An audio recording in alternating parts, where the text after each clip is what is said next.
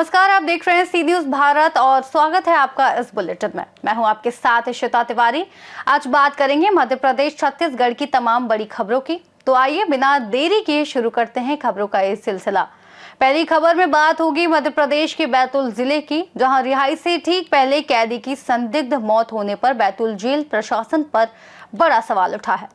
अगली खबर में बात करेंगे दोबारा मध्य प्रदेश के छतरपुर जिले की, जहां ओरछा रोड पुलिस ने बड़ी कार्रवाई कर एक कार से 64 किलो गांजा बरामद किया और 2 अंतर्राज्यीय तस्कर गिरफ्तार किए हैं।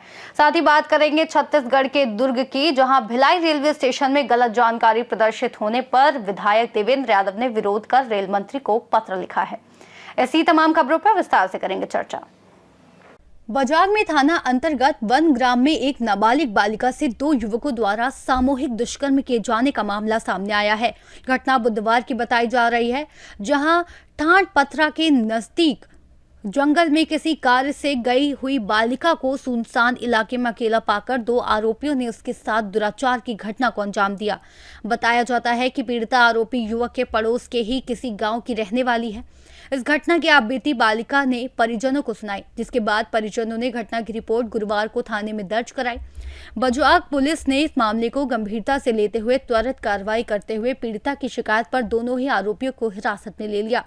मामले की जानकारी देते हुए एसडीओपी विवेक कुमार गौतम ने बताया कि नाबालिग पीड़िता ने परिजनों द्वारा थाने में आकर सामूहिक दुष्कर्म किए जाने की रिपोर्ट दर्ज कराई गई है, जिसमें 2 समलू बैगा और रविंद्र बैगा को गिरफ्तार किया गया है।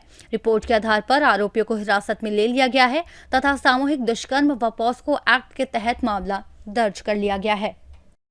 अंतर्गत एक नाबालिग पीड़िता ने रिपोर्ट दर्ज कराई है कि उसके साथ बलात्कार की घटना कारित की गई है, जिसमें 2 आरोपी हैं, समलू बैगा और रविंद्र बैगा। इनके द्वारा दिनांक 26/11 को पीड़िता के साथ गलत काम किया गया है, जिसका इन्होंने रिपोर्ट दर्ज कराया है और रिपोर्ट दर्ज करके थाना बजाग द्वारा वैधानिक कार्यवाही की जा रही है। इसमें किन किन धाराओं के तहत? इसमें गैंगरेप और पॉक्सो एक्ट की धाराओं में मामला दर्ज किया गया है। पीड़िता की हालत? पीड़िता अभी ठीक है, उसका मेडिकल चेकअप कराया गया है, सामान्य स्थिति है और उसको कोई भी परेशानी नहीं है। ठीक है। बजाग से सी न्यूज संवाददाता कमलेश पाठक की रिपोर्ट। बैतूल जिला जेल में एक ऐसा मामला सामने आया है जिसने जेल प्रशासन और सुरक्षा व्यवस्था पर गंभीर सवाल खड़े कर दिए हैं। गैर इरादतन हत्या के मामले में पिछले 7 साल से सजा काट रहा एक कैदी रिहाई से ठीक कुछ घंटे पहले ही संदिग्ध परिस्थितियों में मौत के आगोश में चला गया। पट्टन निवासी कैदी प्रकाश सातपुते अचानक सुबह धूप सेकते समय जमीन पर गिर पड़ा। जेल स्टाफ तुरंत उसे जिला अस्पताल लेकर पहुंचे, लेकिन डॉक्टरों ने जांच के बाद उसे मृत घोषित कर दिया। बताया जा रहा है कि प्रकाश सातपुते को आज ही रिहा किया जाना था, लेकिन रिहाई से पहले ही उसकी जिंदगी का अंत हो गया। फिलहाल शव को जिला अस्पताल के पोस्टमार्टम हाउस में रखवाया गया है और डॉक्टरों की एक पैनल टीम पोस्टमार्टम करेगी ताकि मौत के सही कारणों का पता चल सके। जेल प्रशासन और पुलिस अधिकारी मामले की जांच में जुट गए हैं। राकेश जी बताएंगे कैदी कौन था, कहाँ का ये रहने वाला तो शायद मुल्ताई कहीं का है। प्रकाश बाबूराव उसका नाम है। 5-5.5 साल से हमारे यहाँ था। आज शायद इसकी रिहाई थी। किस अपराध में बंद था? ये 304 में। क्या हुआ था जब इसकी मौत हुई? नॉर्मल था, बिल्कुल पहले चलते से गया और खुश बहुत था कि उसके छूटना था, तो बैठा और मुझे लगा धूप ले रहा है, तो मैंने पूछा भी क्या हो गया, बोले कुछ नहीं। और थोड़ी देर बाद उसने एक उल्टी करी, जैसे उल्टी करी तो हिलने लगा, तो हम लोगों ने उसको उठाया तत्काल एम्बुलेंस में डाला, यहाँ ले आए। यहाँ क्या बताया डॉक्टर ने? यहाँ कुछ नहीं बताया, पुलिस का। तो बाकी वो बताएं डॉक्टर साहब क्या है। बैतूल से सी न्यूज संवाददाता पीयूष शर्मा की रिपोर्ट। छतरपुर एसपी अगम जैन के निर्देशन में चलाए जा रहे नशा मुक्ति अभियान के तहत थाना ओरछा रोड पुलिस ने झांसी खजुराहो 4 लेन पर एक अर्टिगा कार से 64 किलो से अधिक गांजा बरामद कर 2 अंतर्राज्यीय तस्करों शीतल प्रजापति व राकेश प्रजापति को गिरफ्तार किया है। जब्त मादक पदार्थ व वाहन की कीमत करीब 24 लाख रुपए बताई जा रही है। पुलिस ने कार की डिग्गी से 62 पैकेट गांजा पकड़ा। आरोपियों पर एनडीपीएस एक्ट के तहत मामला दर्ज कर न्यायालय में पेश किया। छतरपुर पुलिस ने पिछले 2 सप्ताह से ओरछा रोड, सटई व कोतवाली क्षेत्रों से 88 किलो से अधिक गांजा बरामद किया है। एसपी अगम जान ने कहा कि पूरे मामले में अन्य राज्यों से भी समन्वय स्थापित किया जाएगा। रोड के द्वारा आज एक कार्रवाई की गई है जिसमें कि 64 किलो से अधिक गांजा और अर्टिगा वाहन, इस प्रकार से 24 लाख से अधिक की संपत्ति इसमें बरामद की गई है। इसमें जो 2 मुख्य आरोपी जो कि उड़ीसा और छत्तीसगढ़ होते हुए यहाँ पर आसपास के जिलों के क्षेत्र में गांजा बेचने के लिए आ रहे थे, उनको गिरफ्तार किया गया है।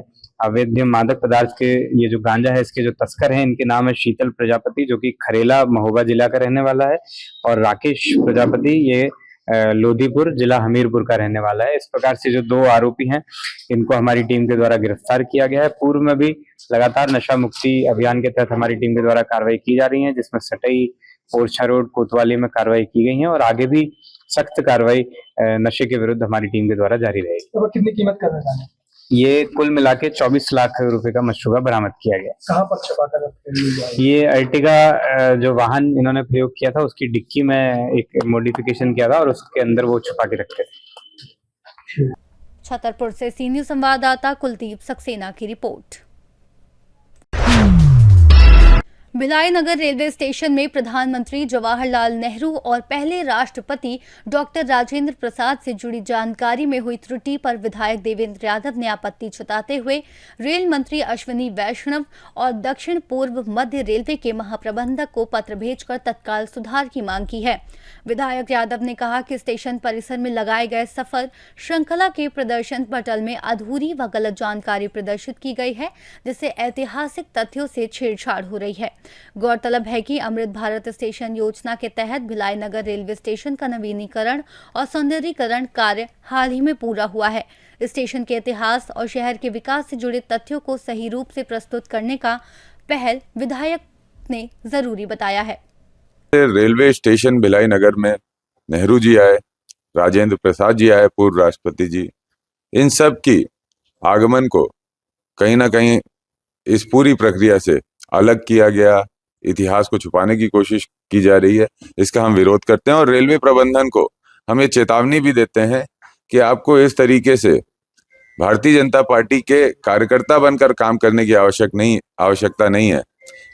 रेलवे स्टेशन से जुड़े हुआ जो इतिहास है, हमारे पूर्व प्रधानमंत्री, हमारे पूर्व राष्ट्रपति, उनका नाम सम्मान के साथ उल्लेखित होना चाहिए। प्रधानमंत्री को चिट्ठी लिखेंगे क्या इसको लेकर? जी जरूर, इसको लेकर हम रेलवे बोर्ड से लेकर जो भी जिम्मेदार लोग हैं उनको याद दिलाएंगे कि इतिहास को इस तरीके से आप छोड़िए नहीं।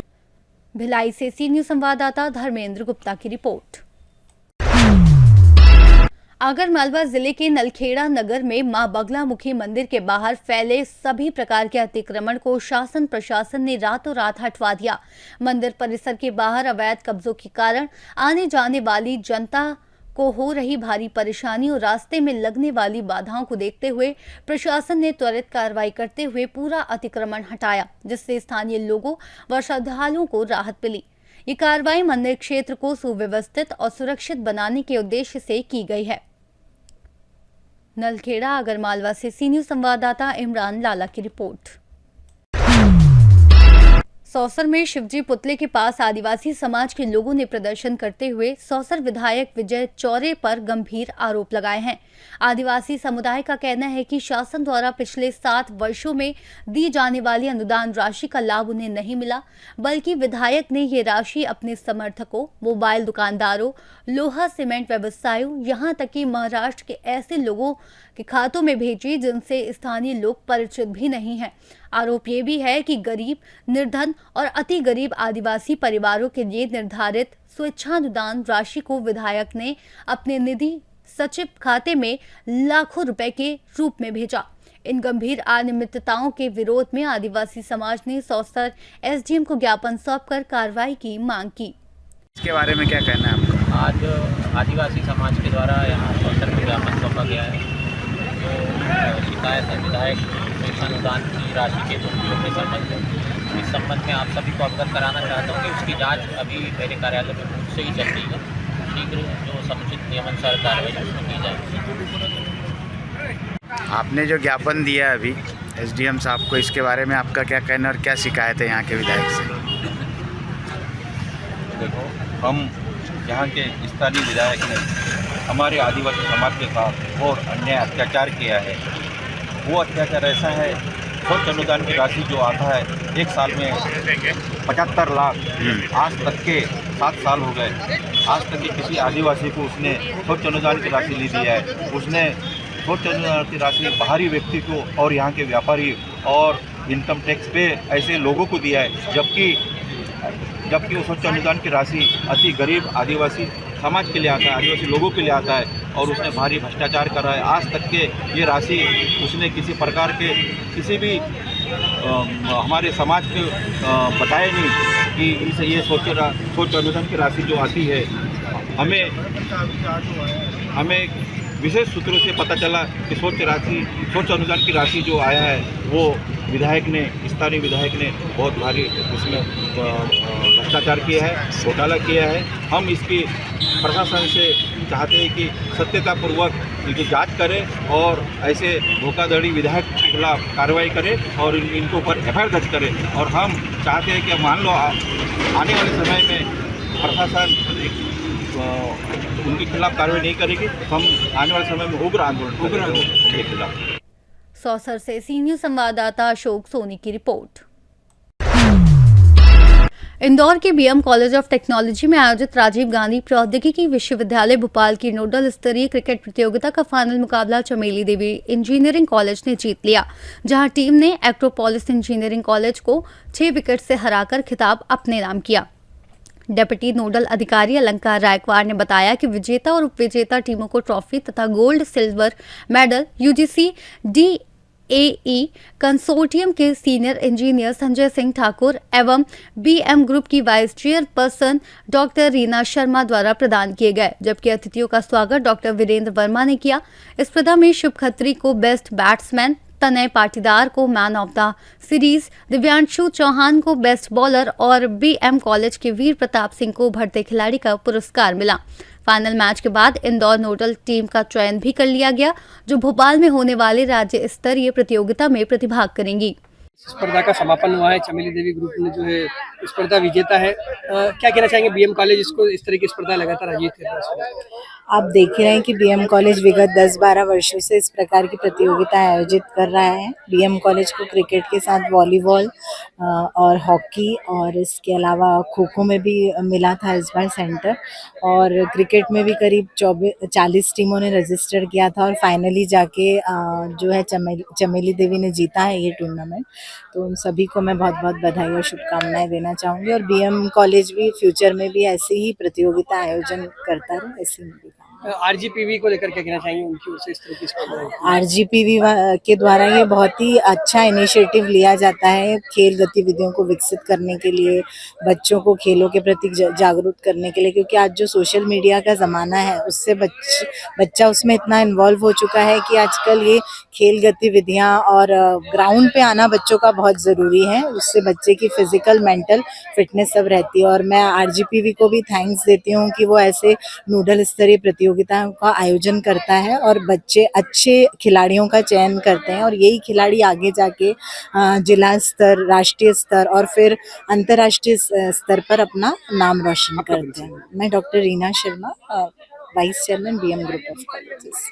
बीएम ग्रुप के माध्यम से क्या कहना चाहेंगे आज इसका समापन? बीएम ग्रुप ऑफ इंस्टीट्यूशन में आरजीपीवी द्वारा जो हमें नोडल स्तरीय क्रिकेट टूर्नामेंट, वो अपना फुटबॉल और हॉकी मिला है, जिसमें हमने क्रिकेट स्पर्धा संपन्न कराई है और इसमें करीब 25 टीम ने भाग लिया था, जिसमें आज चमेली देवी की टीम विजेता रही और सभी टीम का बहुत अच्छा प्रदर्शन रहा और बहुत अच्छे से ये खेल संपन्न हुआ है। मैं आरजीपीवी को भी इस हमें जो स्पर्धा मिली उसके लिए मैं उनका धन्यवाद करता हूँ। आपका परिचय? मैं doctor Virendra Verma, director BMCT Indore.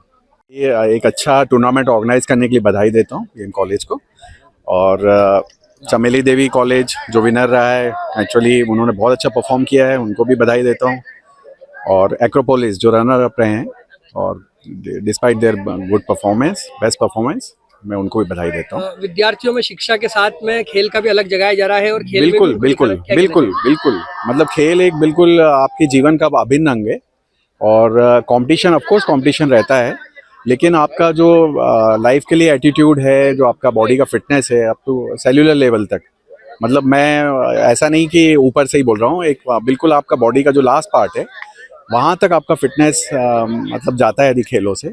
और आपका mental fitness as well as physical fitness, mental fitness क्योंकि आप खेलते हैं तो आपको एटीट्यूड सीखते हैं आप, और खेलना अत्यंत आवश्यक है। मतलब ज़िंदगी में आप भले ही आप मेडल्स नहीं ला रहे हैं, कुछ नहीं कर रहे हैं, लेकिन मैं I would suggest every child कि उसको ग्राउंड पे शाम को 1 घंटा ज़रूर देना चाहिए कम से आपका कम। परिचय दीजिए। मेरा नाम संजय सिंह ठाकुर है, मैं UGC DA कंसोर्टियम में इंजीनियर हूँ। इंदौर से सीनियर संवाददाता राकेश रायकवार की रिपोर्ट। मतदाता सूची की शुद्धता सुनिश्चित करने के लिए भारत निर्वाचन आयोग द्वारा शुरू किए गए विशेष गहन पुनरीक्षण कार्य के तहत महासमुंद जिले में अब तक 72% मतदाताओं का डिजिटाइजेशन पूरा हो चुका है, जिसे मतदाता सराहनीय कदम बता रहे हैं। वहीं जिला निर्वाचन अधिकारी ने भी समय सीमा में कार्य पूरा किए जाने का भरोसा जताया है। जिले की 4 विधानसभा सरायपल्ली, बसना, खल्लारी और महासमुंद में कुल 8,86,422 मतदाता हैं, जिनके लिए 4 चरणों में ये प्रक्रिया संचालित की जा रही है। प्रथम चरण 4 नवंबर से 4 दिसंबर तक चल रहा है। इसके लिए लगाए गए 1083 BLO घर घर जाकर अब तक 8,81,407 लोगों को SIR फॉर्म वितरित कर चुके हैं, जिनमें से 6,42,420 का डिजिटाइजेशन पूरा हो गया है। जिला निर्वाचन अधिकारी ने बताया कि अपात्रों को हटाना और पात्र मतदाताओं को जोड़ना SIR का मुख्य उद्देश्य है, जिसे तय समय में पूरा कर लिया जाएगा। प्रक्रिया के तहत 9 दिसंबर को ड्राफ्ट मतदाता सूची प्रकाशित होगी, जिसके बाद 9 दिसंबर से 31 जनवरी 2026 तक आपत्तियों, सुनवाई और सत्यापन का कार्य चलेगा, जबकि अंतिम मतदाता सूची 7 फरवरी 2026 को प्रकाशित की जाएगी। मेरा नाम राजीव कुमार गौतम है, मैं जिला मछुआरा में रहता हूँ। ये कार्य बहुत अच्छा है और ऐसा होना भी चाहिए हर 10-15 साल में, जिससे कि कोई आदमी अपना जिस जगह उसका नाम है और वहाँ से छोड़ के दूसरी जगह शिफ्ट हो जाता है, तो ऐसे में उसका नाम क्या यहाँ भी रह जाता है, दूसरी सूची में भी उसका नाम आ जाता है। तो ये होना चाहिए। कोई आदमी की मृत्यु होगी, नाम नहीं कटा पाता किसी कारणवश, या उनके परिवार वाले ध्यान नहीं दे पाते हैं, तो नाम भी उसमें रह जाते हैं सूची में। तो कार्य अच्छा है, होना चाहिए, जिससे क्या है जो सही मतदाता है उनका नाम स्पष्ट और साफ सुथरा रहेगा, बाकी ठीक रहेगा। पहले तो हमने घर घर जाके वो फॉर्म मतदाताओं को बांट दिया है और उनको भरने का तरीका भी बता दिए हैं, और वो लोग भी जागरूक हैं, उसको भर के दे भी रहे हैं। और जिनको जो समस्या है वो हम यहाँ मंगाने के बाद अपने जगह एक जगह बैठ के बूथ में बैठ के हम वो समस्या का निराकरण भी कर दे रहे हैं। मेरा 338 है, जिसमें 150 जो है वो ऑनलाइन हो चुका है, और अब आज जो आ रहा है उसको भी हम करेंगे। 200 के लगभग तो आज हो ही जाएगा। तो समय अनुसार सारे कंप्लीट हो जाएंगे? जी बिल्कुल हो जाएंगे। देखिए, जो विशेष गहन पुनरीक्षण है, इसके अंतर्गत जो BLOs हैं वो घर घर जाके पहले उन्होंने फॉर्म बांटे थे, जिसको हम EF बोलते हैं। इसका मुख्य उद्देश्य ये है कि कोई पात्र जो हमारा मतदाता है वो अपना मतदाता सूची से छूटे ना, और जो अपात्र मतदाता है उनका नाम किसी प्रकार से मतदाता सूची में नहीं आना चाहिए।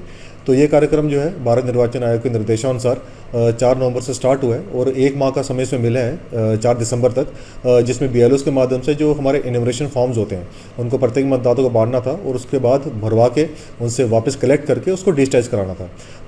महासमुंद यदि ज़िले की बात करूँ तो चारों विधानसभा मिला के हमारे पास 8,86,000 से अधिक मतदाता हैं, जिनमें से हमारे 99% से अधिक हमारे जो फॉर्म्स डिस्ट्रीब्यूट भी हो चुके हैं। और अभी वर्तमान में जो मैं डिजिटाइजेशन की बात करूं तो लगभग 72.90% हमारा डिजिटाइजेशन भी हो गया है। शहरी क्षेत्रों में थोड़ा सा इश्यू में आ रहा था, परंतु इसमें हमने BLOs के सहयोग करी, वॉलंटियर्स की ड्यूटी लगाई है। और अभी हमने महासमुंद, यदि मैं शहर की बात करूँ, विधानसभा की बात करूँ, तो यहाँ पे हमने 18 विभिन्न प्रकार के हमने मतदाता सहायता केंद्र भी स्थापित किए हैं, सो दैट यदि EF भरने में किसी प्रकार का इश्यू उनको आ रहा है तो इन मतदाता जो सहायता केंद्र है वहाँ जाके उनको सोल्यूशन हम दे सकते हैं। इसी तारतम्य में स्पेशली हमारा फोकस यही है कि जैसे 4 तारीख तक का टारगेट है फॉर्म्स को भर के वापस लेने का। प्रयास हमारा यही है कि 30 तारीख तक हम 100% हमारा फॉर्म जो है उनको डिजिटाइज कर लें। जैसे मैंने पहले भी इसके संबंध में अपील की थी, देखिए घबराने की कोई बात नहीं है। यदि पुराना जो मतदाता सूची है, जो SIR है, यदि उसमें नाम नहीं मिल रहा है तो भारत निर्वाचन आयोग के द्वारा जो निर्देश दिए गए हैं, तो इसमें जो वो अपना EF भर के दे दें, उसके साथ जो आवश्यक दस्तावेज हैं वो यदि सबमिट कर सकते हैं वो BLOs को, तो कर सकते हैं। तो किसी प्रकार से उनको दिक्कत नहीं आएगी, उनका मतदाता सूची में नाम जोड़ा जाएगा यदि वो पात्र है। महासमुंद से सी न्यूज संवाददाता छायाकांत भट्ट की रिपोर्ट। मध्य प्रदेश छत्तीसगढ़ बुलेटिन में फिलहाल के लिए इतना ही। देश और दुनिया की तमाम बड़ी जानकारियों के लिए आप देखते रहिए सी न्यूज भारत।